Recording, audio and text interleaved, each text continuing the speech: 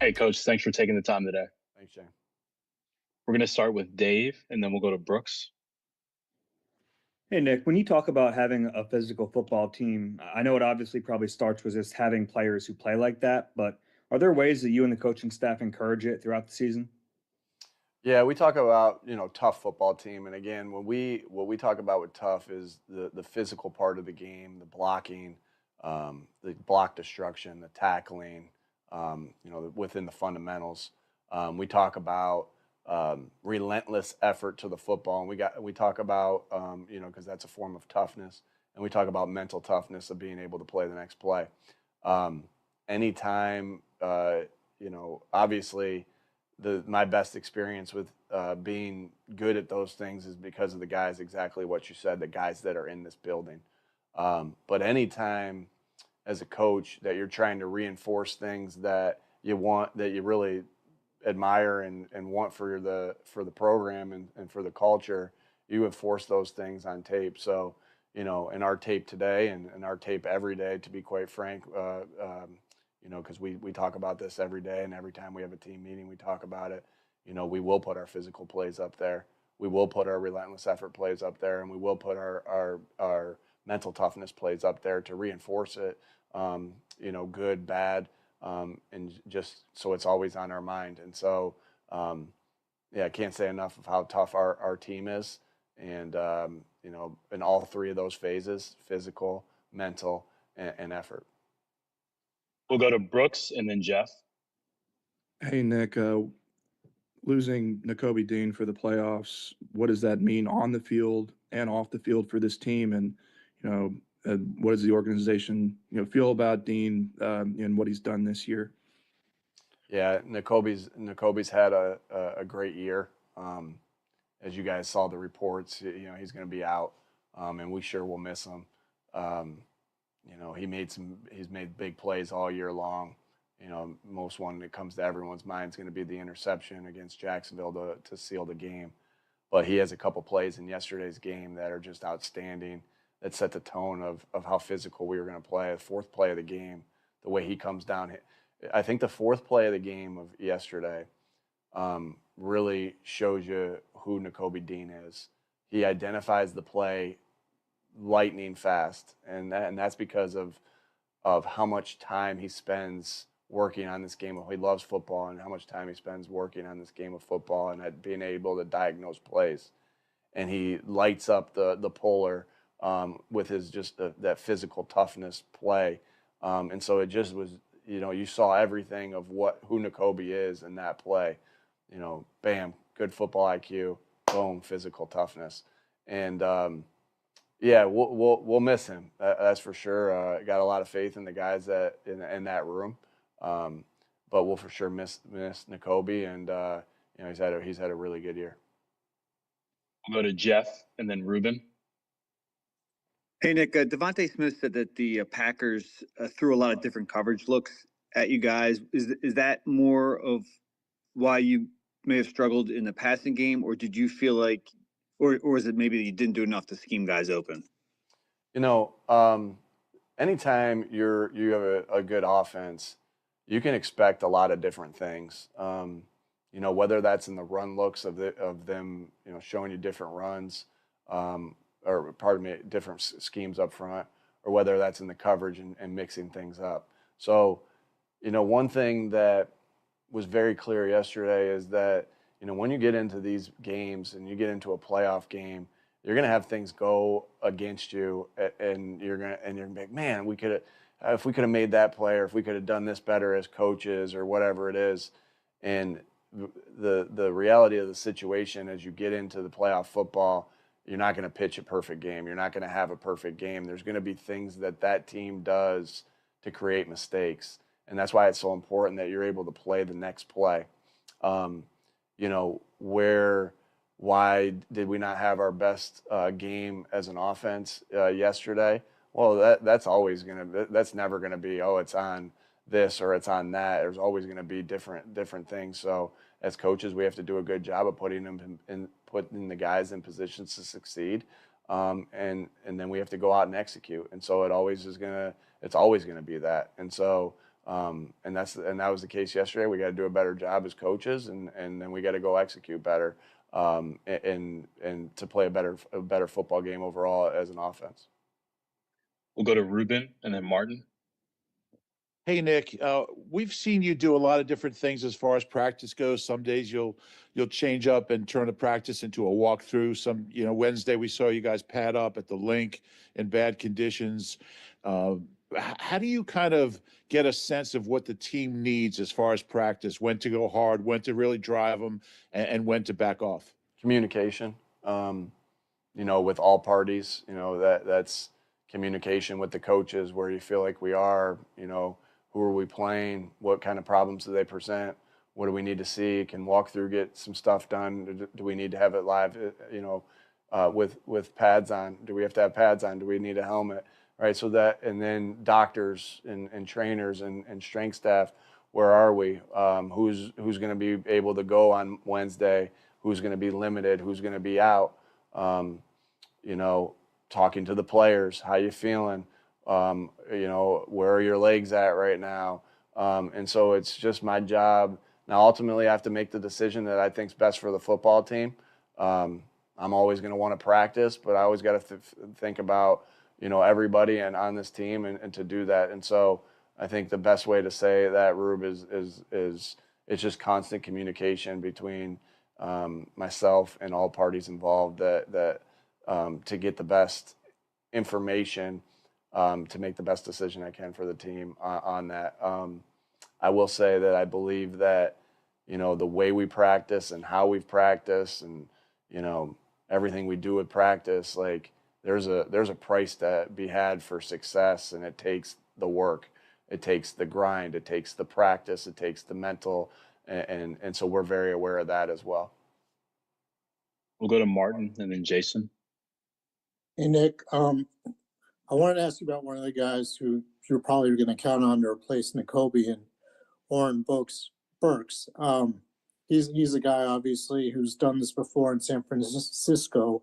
What is the value of having a guy like that, and how do you think he did yesterday when he came in? Yeah, I thought he did a lot of good things. Obviously, in the game that he played against the Giants as well. We took him off a couple special teams with him being in as a full-time player there, and he's been such a dynamic player for us on special teams, and that's a great example, a great predictor of as a linebacker, how you can play as a linebacker with all the physical tools, how you're going to do there. It's obviously a different mental game. But what a great indicator of how you are as a linebacker, as far as how you tackle, how you get off blocks, etc. Is how you do it on special teams when there's a lot of space to do it in. And so he's done a great job. Great person, great teammate. Really enjoy having him on this team. And he's had to step in and play, just like so many of our guys have had to step in and play this year, because it's a long season, and you're going to need everybody. You're going to need all bodies. You're going to need everybody on ready to roll. And Oren's been consistently ready to play and played well and performed well every time he's stepped onto the field. And as bummed as I am that Nakobe doesn't get to play, I'm excited for Oren and his opportunity to play. We'll go to Jason and then Tim. Hey, Nick.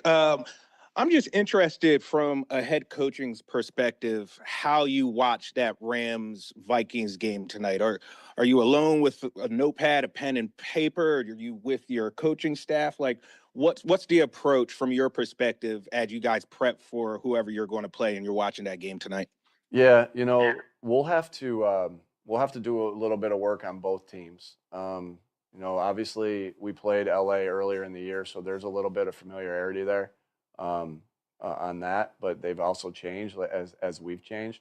But we haven't played Minnesota, so today will be about that work and really you get some stuff from a television copy. There are some things that you get, but during that time with the games being played, we'll be working off the tape that we have. Whatever part, a little bit on LA, a little bit on Minnesota. You're going to watch the game as you're preparing.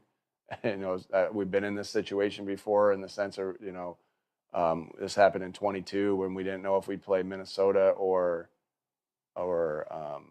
the Giants. And so as we were watching the game, all right, Giants are winning. Let's put more stock into this. And so today, up until that point, you're going to have to do a little bit of work on both teams. And then as the game goes on, we'll watch it. It'll be on in the background, and we'll be preparing for both those teams as well until the game changes, or it may not change at all.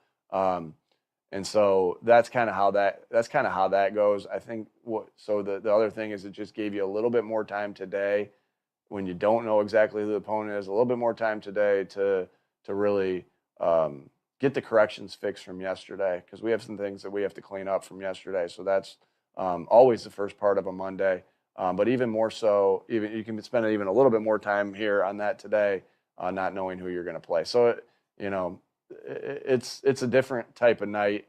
But, you try to handle all the different scenarios that scheduling and things challenge by leaning on your past, by leaning on things like that. And so we've been in this scenario before, and we'll handle it similar to when we have before. Thank you. We'll go to Tim and John.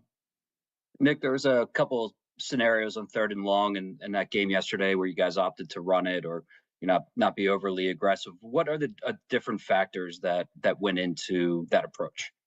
Yeah, I think you'll see that we're not afraid to run the ball in 3rd down scenarios ever.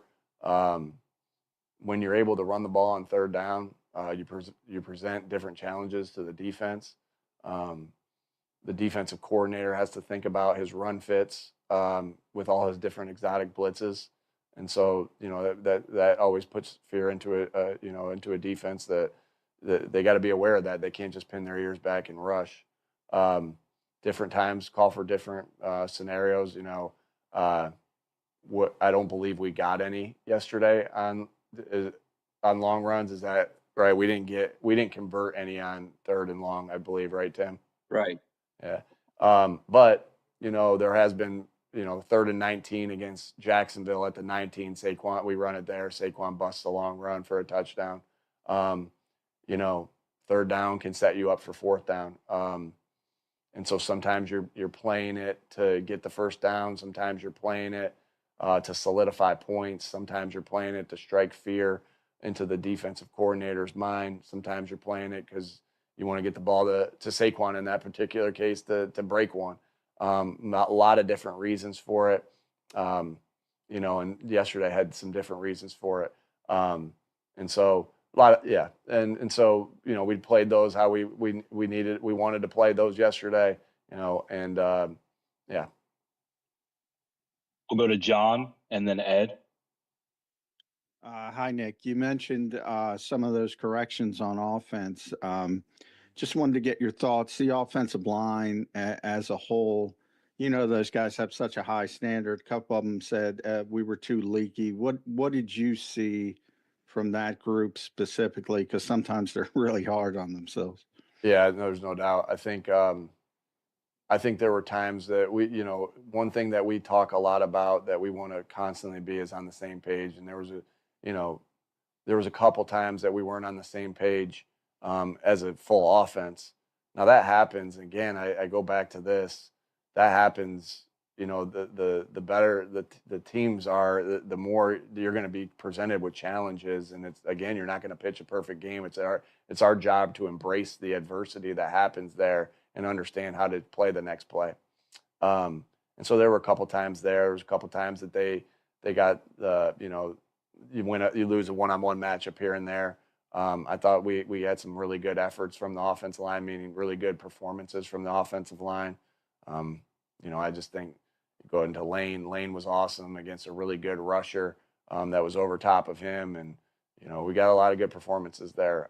But it's that constant fight of always being on the same page. That starts with us as coaches of spelling out every scenario you can get, right? And here's what we do in this scenario. Here's what we do in this scenario. Now, the better you get, and as an offense, the more you're going to get stuff that you didn't even know they had.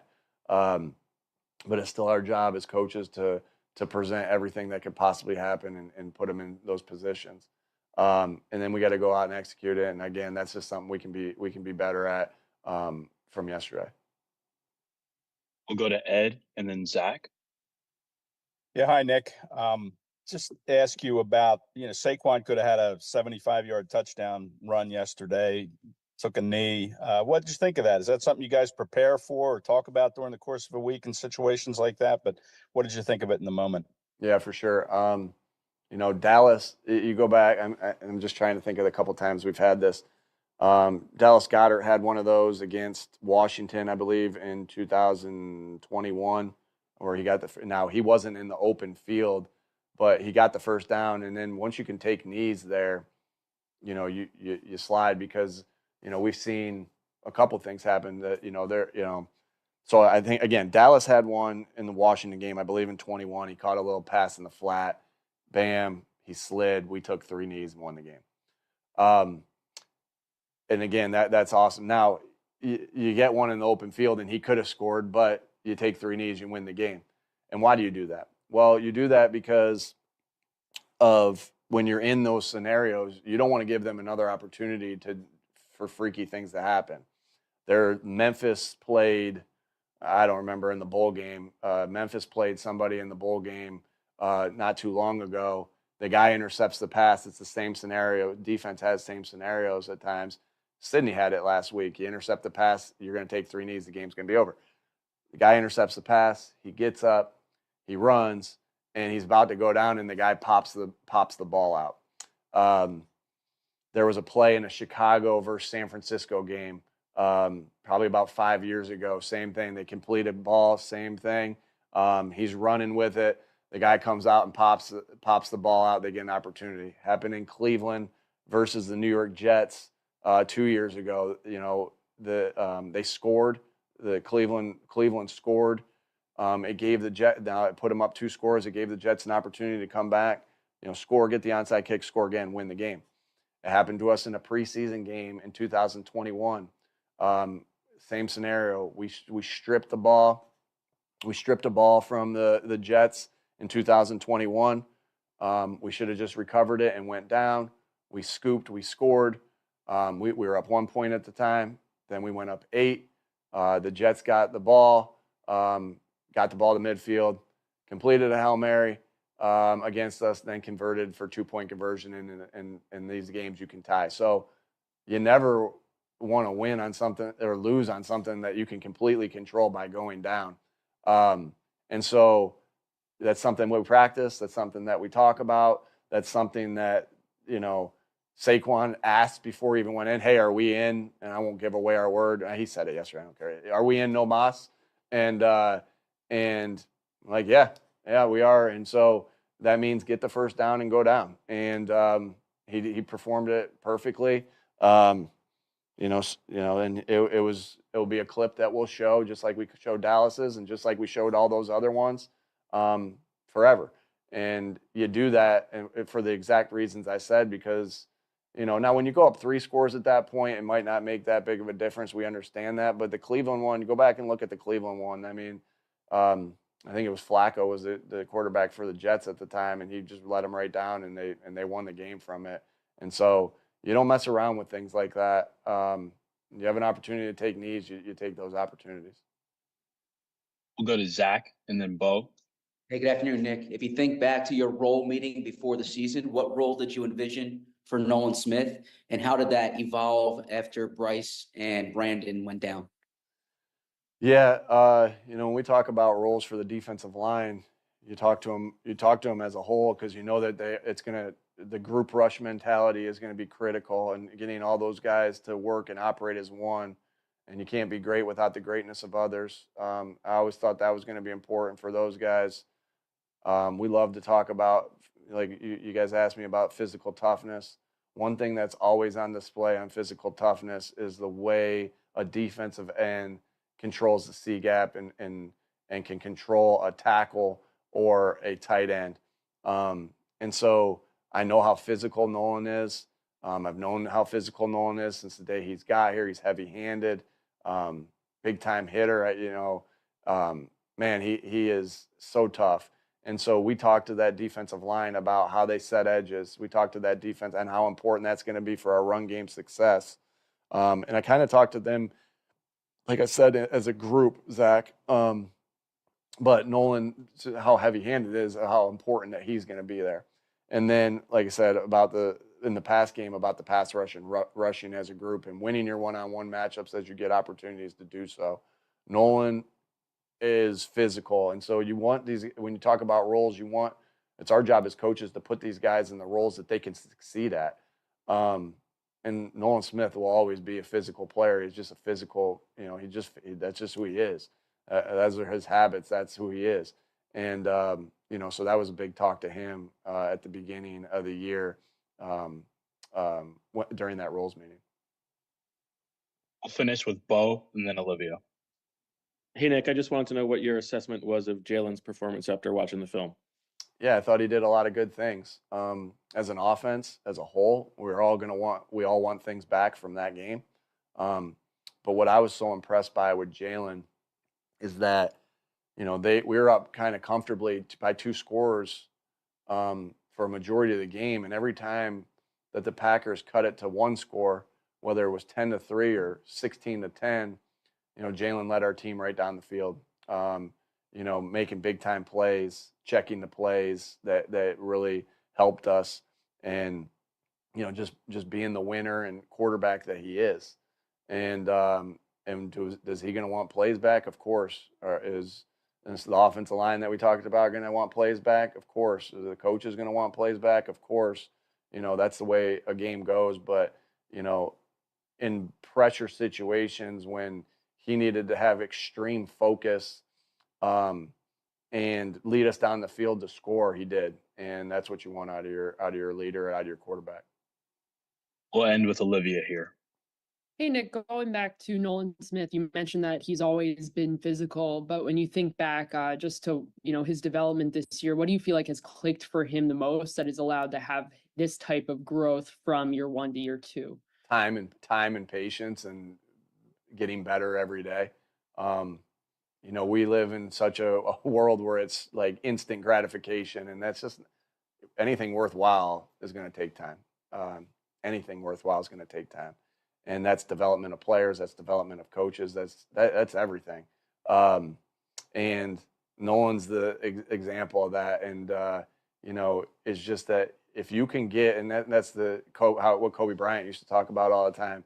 How can I get a little bit better each day and a little bit better? And if you add up all that growth mindset stuff, if you add up all the increments that you get better and you continue to do this, eventually you're doing this the entire time, and you're going to reach your ceiling, and God willing, you reach your potential.